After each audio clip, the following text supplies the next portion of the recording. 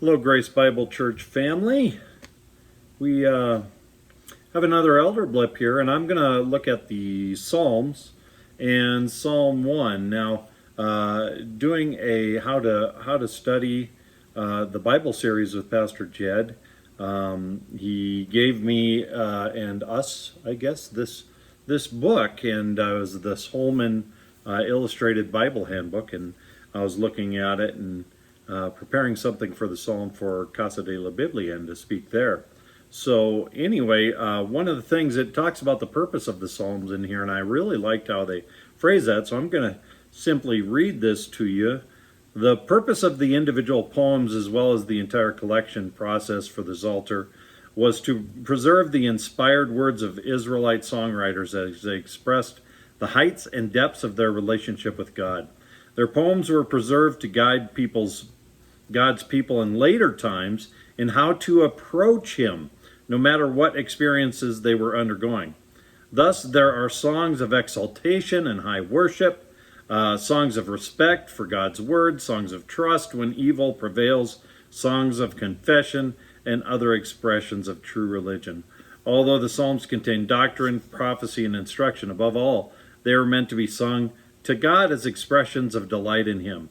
God's people today should use the Psalms in light of their original purpose. So Psalms, I heard it stated, if you could have one book in the Bible that you could have on a deserted island, what would it be? And one minister I was listening to said the Psalms.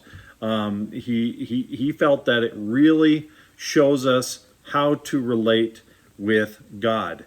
And that was the intended purpose. How are we to speak? And we see every emotion through the Psalms all the way through.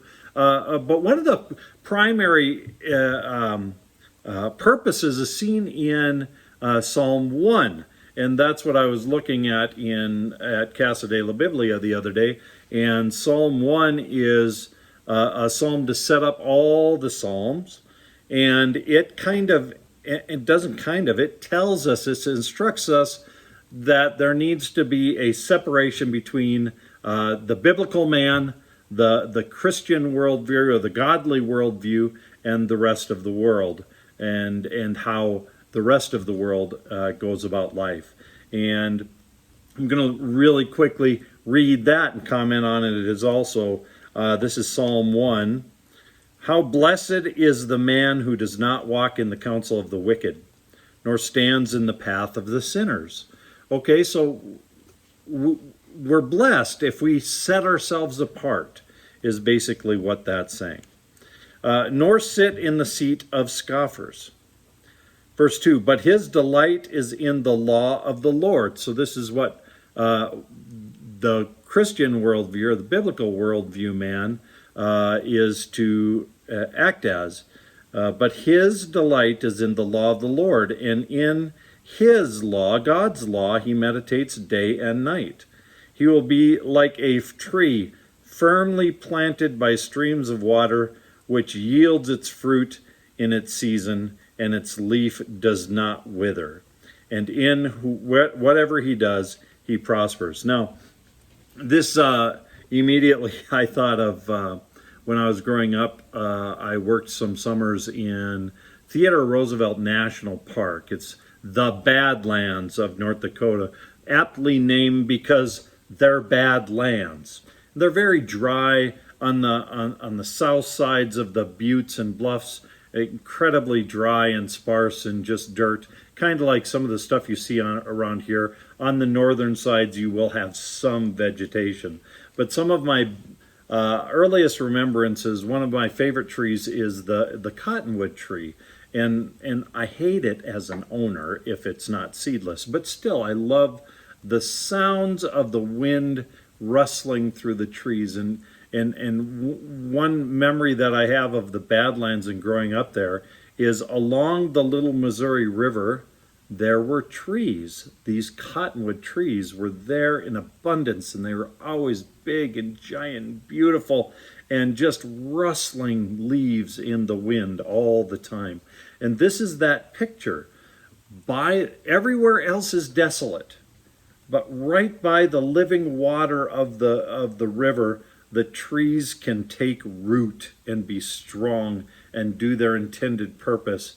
And I've recently, when I've been looking at this psalm, I've recently been thinking about that as I drive up the hill to Battlement Mesa too. And that one turn you can look down on the river valley, just gorgeous fall leaves down there. And much of the rest of the terrain around here is basically treeless, except where people have planted them. But down by the water, they just take root, and I guess God nourishes those trees and they become strong.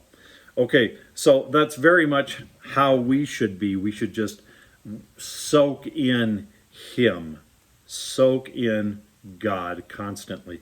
The rest of the psalm says, the wicked are not so. This is the contradiction. They are like a chaff with the wind, which the wind drives away. Therefore the wicked will not stand in the judgment, nor sinners in the assembly of the righteous. For the Lord knows the way of the righteous, but the way of the wicked will perish. Very, very clear distinction between the two worldviews. And then the Psalms, and it's unknown whether this was added, this Psalm 1, who the author was, whether it was added after all of the Psalms were compiled as kind of a introduction. It's really unknown, but it doesn't matter. It's an excellent introduction to the Psalms that we are supposed to guide our minds and our attention on things of God and a biblical worldview. Well, thank you, and I will talk to you again sometime later. Bye-bye.